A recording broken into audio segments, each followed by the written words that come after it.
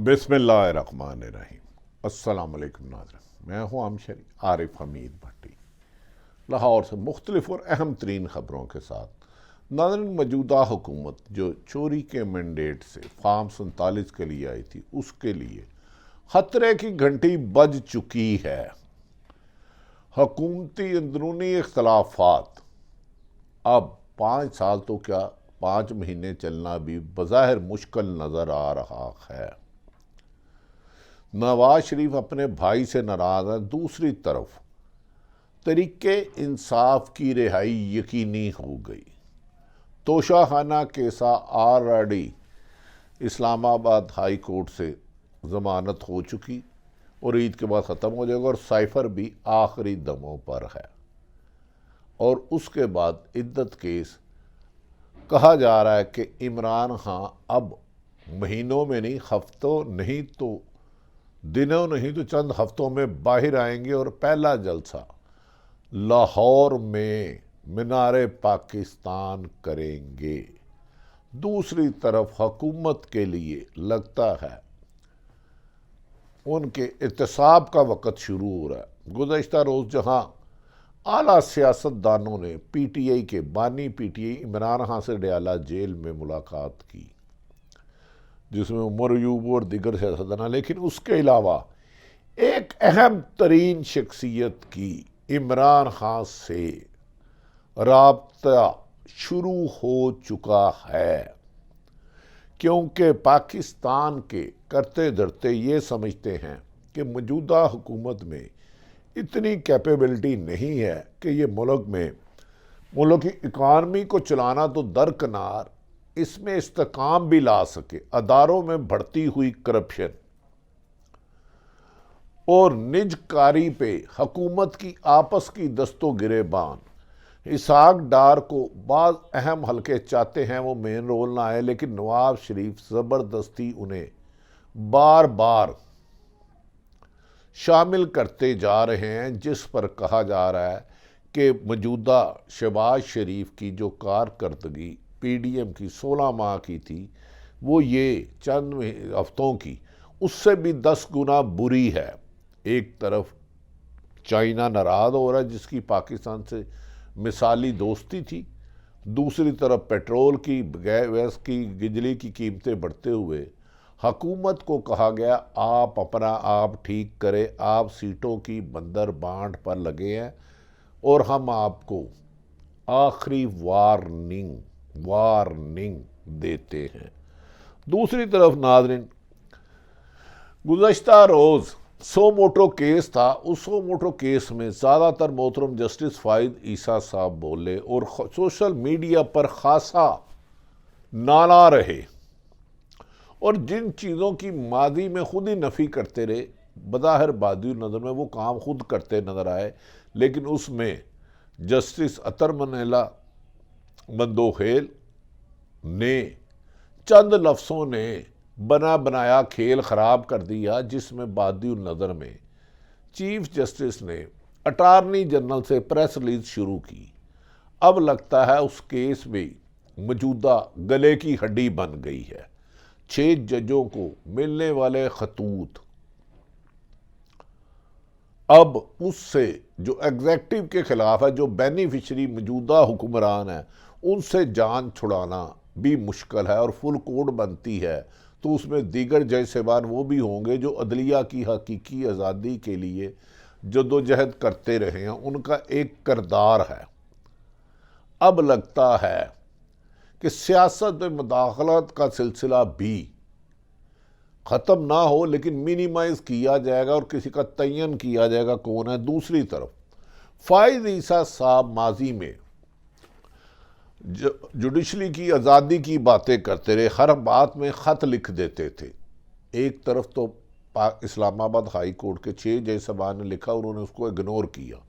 जिसके खिलाफ ख़त लिखा एग्जेक्टिव यानी कि जो बेनिफिशरी है नून लीग, उसी वज़ीर आज़म से मशावरत की और उसी के एडवोकेट जनरल से गुड्डी गुड्डी खेल रहे थे।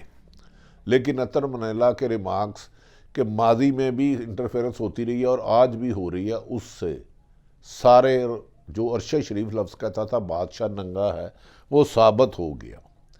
ابھی پہلے خط آئے، پھر دھمکی امیز ہائی کورٹ کے جج صاحبان اسلام آباد، پھر سپریم کورٹ کے جج صاحبان کو اینتھرکس پاؤڈر اور زہریلی تصویر خوفناک، اور لاہور ہائی کورٹ پہنچی، اس کا بھی ادراک نہیں ہوا۔ ابھی اسی دوران چیف جسٹس کی کریڈیبلٹی پر، چیف جسٹس کے ماضی پر دعویٰ کہ میرڈ ہمیشہ بینچ پہ کہتے تھے، ایک اور خط آیا جس نے پوری مشینری ہی ہلا کے رکھ دی، اور چیف جسٹس آف پاکستان فائز عیسیٰ صاحب کو پشاور ہائی کورٹ کے آنریبل چیف جسٹس، جن کی کریڈیبلٹی کسی بھی شک و شبے سے بالا ہے، محترم جسٹس محمد ابراہیم نے اہم سوال اٹھا دیے چیف جسٹس فائز عیسیٰ کے سامنے۔ انہوں نے کہا کہ مجھے سمجھ نہیں آتی کہ سپریم کورٹ میں 4 سیٹیں خالی ہیں، بلوچستان سے جونیئر ترین جسٹس محترم نعیم صاحب کو لایا گیا، لیکن میں سینیرٹی میں دوسرے نمبر پہ ہوں۔ پشاور ہائی کورٹ جسٹس محمد ابراہیم، انہوں نے فائز عیسیٰ سے سمجھا کہ میں میرٹ پہ بھی مکمل ہوں، میری 35 سالہ نوکری کا ریکارڈ ہے کہ میں نے آئین اور قانون کی حکمرانی کے لیے جدوجہد کی، اس کے باوجود بھی انہوں نے کہا مجھے بادی النظر میں عدالت سے احترام کرتے ہوئے شکوہ کیا کہ سپریم کورٹ کی فہرست میں میرا نام، جو میں سینئر موسٹ ہوں، شامل نہ کرنا میری سمجھ سے باخر ہے۔ انہوں نے نہایت احترام کے دائرے میں چیف جسٹس فائزہ اس کو سوال اٹھایا کہ آپ ہمیشہ سینیرٹی کی بات کرتے تھے، جب آپ چیف جسٹس نہیں تھے، عمرتاب بندیال تھے، منٹ بعد آپ خط لکھ دیتے تھے اور خط میڈیا پر بھی آ جاتا تھا، یہ ایک ایڈیشن ہے۔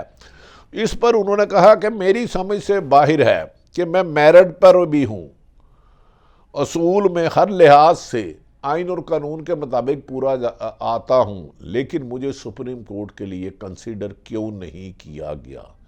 کیا فائز عیسیٰ اب اس کی بھی ذمہ داری سابق چیف جسٹس محترم عمرتاب بندیال پہ ڈالیں گے؟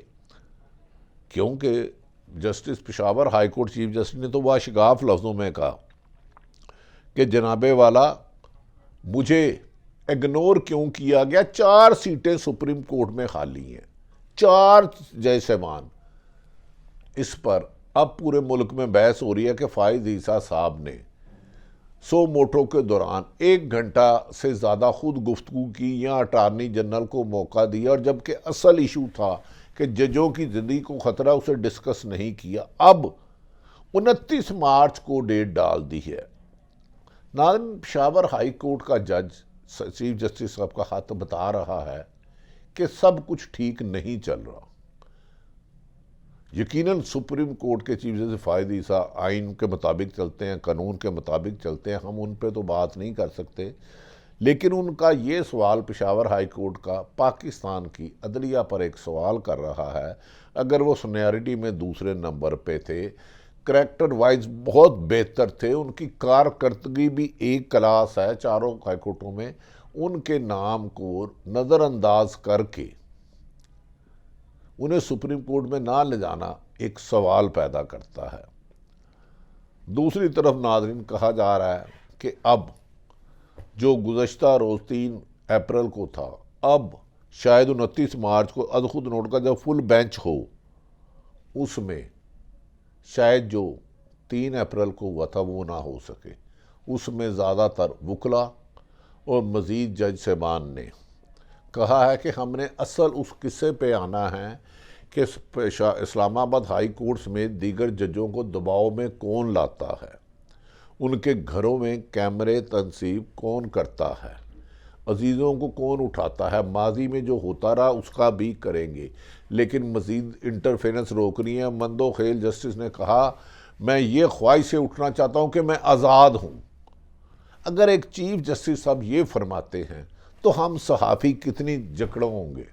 میری تو خواہش تھی کہ اس ملک کے تمام صحافی بھی اس میں پٹیشنر بنتے کہ جناب والا ان جج صاحبان قابل احترام ہیں، ہمیں انصاف کی صرف آپ سے توقع ہے، لیکن صحافیوں کو تو دن میں 10 دفعہ دھمکی امیز چیزیں آتی ہیں۔ ان کے ساتھ مظالم کی تو ایک بہت طویل داستان ہے، نہ ختم ہونے والی۔ پی ٹی اے کی خواتین کے ساتھ جو ظلم و ستم ہوا، صنم جوید نے لاہور میں 10 جگہ آگ لگائی، مقدمے کر دیے گئے۔ حماد اظہر پر 51 مقدمات درج کیسے ہو گئے؟ ناظرین، یہ ساری باتیں بعض کورٹ رپورٹر بھی کہہ رہے ہیں کہ 3 اپریل کو ہونے والی سپریم کورٹ کے 7 رکنی بینچ میں اصل ایشو کو ٹچ نہیں کیا گیا، بلکہ زیادہ غصہ سوشل میڈیا پہ نکالا گیا کہ یہ وبا قرار دے رہے ہیں۔ چیف جسٹس صاحب کہہ رہے ہیں وہ انڈر پریشر ہے۔ لیکن ناظرین، کیا میڈیا سب کچھ ہے؟ کیا میڈیا اگر کورج نہیں کرتا تو یاد ہوگا آپ کو عمران خان کی پر پاکستان کے میڈیا پر پابندی لگائی ہوئی ہے، نہ تصویر نہ آواز، لیکن وہ پہلے سے 10 گنا زیادہ مقبول ہو گیا اور ان کی مقبولیت 80% مل گئی ہے۔ آپ یاد رکھ لیں، اگر عمران خان رہا ہوتے ہیں غیر قانونی طور پر انہیں مزید جیل میں رکھنا حکومت بھی اب محسوس کر رہی ہے کہ ممکن نہیں رہا، تو پھر اگر مینار پاکستان جلسہ کرتے ہیں تو دنیا کی تاریخ کا سب سے بڑا جلسہ ہونے کی توقع کی جا رہی ہے۔ عمران خان سے ڈیالہ جیل میں کس نے ملاقات کی؟ یہ اطلاع جب نون لیگ کی ناظرین جب لیڈرشپ کا پہنچی تو ان میں خوف طاری ہو گیا اور انہوں نے بعد اہم لوگوں سے رابطہ کیا، جناب ہم سے کیا غلطی ہو گئی ہے۔ رانا ثناء اللہ یا کچھ لوگوں نے غلطی سے بیان دیے ہیں۔ اب لگتا ہے نون لیگ کی منجی تھلے ڈانگ پھیرن والی ہے۔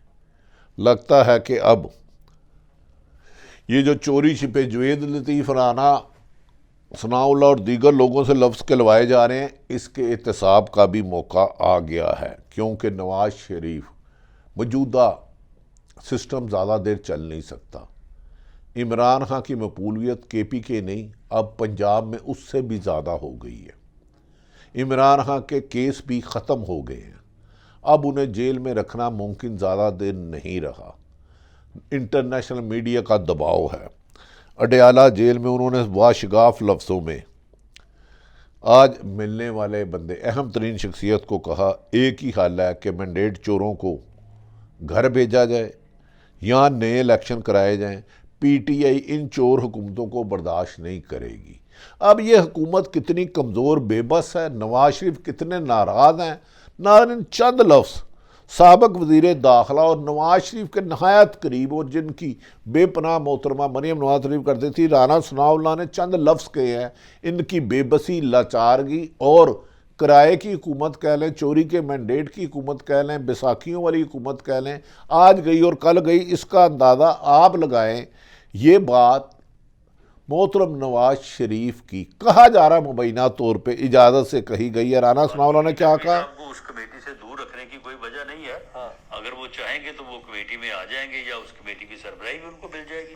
چلے، اس کا تو سر آپ نے تسلی بخش جواب رانا صاحب دے دیا ہے۔ وہ تو اس سے اور بھی بڑھ کے اگر چاہیں گے تو وہ ان کو مل جائے گا۔ اچھا سر، یہ ذرا بتا دیں کہ اور بڑھ کر کیا ملے گا ان کو؟ آپ ان کو، آپ ان لوگوں کو چھوٹا نہ کریں آپ، یا ان کو تیش نہ دلائیں۔ اچھا، ہمارے لیے ان کے لیے ہمارے ان کے بہت اچھے اور بڑے جو ہے وہ برادرانہ جذبات ہیں، وہ کمیٹی سے محروم نہیں کیا جائے گا اور ان کا خیال رکھا جائے گا، اور ان کے ساتھ جو ہے وہ ہم مل کے کام کرنا چاہتے ہیں۔ سر ویسے میں بڑا حیران ہوں سر رانا صاحب کہ آپ کو ان پہ کیوں اتنا پیار آتا ہے سر؟ ان کو تو آپ کہہ رہے ہیں کہ اس سے بھی بڑا عہدہ مل جائے گا، اس سے بڑا وزیر داخلہ سے بڑا پھر وزیر اعظم ہی ہوتا ہے سر۔ تو چلو، ان کی مہربانی ہے کہ وہ وزیر اعظم نہیں بننا چاہتے، اقلائی پہ اکتفا کیا ہوا ہے انہوں نے، اچھی بات ہے۔ اچھا، لیکن اگر وہ چاہیں تو وہ بن بھی سکتے ہیں، اس وقت اس پوزیشن میں ہے وہ۔ بالکل، اس میں کوئی دوسری رائے نہیں ہو سکتی۔ اچھا، وہ جو چاہیں وہ بن سکتے۔ ناظرین، یہ سابق وزیر انٹیریئر منسٹر نواز شریف کے ساتھی کہہ رہے ہیں کہ محسن نقوی نے مہربانی کہ وہ وزیر داخلہ بننا، وہ وزیر اعظم بھی بن سکتی ہیں۔ اس کا مطلب ہے موجودہ ادارے اس حکومت سے مطمئن نہیں۔ نواز شریف کے باہر جانے کی اطلاعیں آ رہی ہیں، عمران خان کے کیس دھڑا دھڑ ختم ہو رہے ہیں، حماد اظہر جو اسرہ دراز سے تھا وہ بھی آ چکے ہیں، ان پر 52 کیس ہوئے، ان کی عدم موجودگی میں ان کی فیملی کو ٹارگٹ کیا گیا، اور مراد سعید بھی جلد آنے والے ہیں۔ کہیں ایسا لگتا ہے کہ تحریک انصاف کے لیے حالات سازگار ہو رہے ہیں اور ممکنہ طور پر اگلی حکومت ان کی بنے گی، اور اس سے پہلے یہ بھی کہا جا رہا ہے نواز شریف ملک سے باہر جا سکتے ہیں، جبکہ آصف علی زرداری کی بھی گزشتہ روز آرمی چیف سے ملاقات ہوئی۔ کہا جا رہا ہے کہ میڈیا پر مائنس کر کے 8 فروری 2024 کو الیکشن میں دھاندلی کر کے عمران خان کو مزید مقبول کیا گیا ہے۔ عوام کا جو رشتہ عمران خان سے جڑ گیا ہے وہ طاقت سے ٹوٹ نہیں رہا، مزید جڑتا جا رہا ہے، اور عوام عمران خان کو اپنی خواہش، اپنا فرض سمجھ کے ووٹ دے رہے ہیں اور کہتے ہیں ان کو لانا ہے۔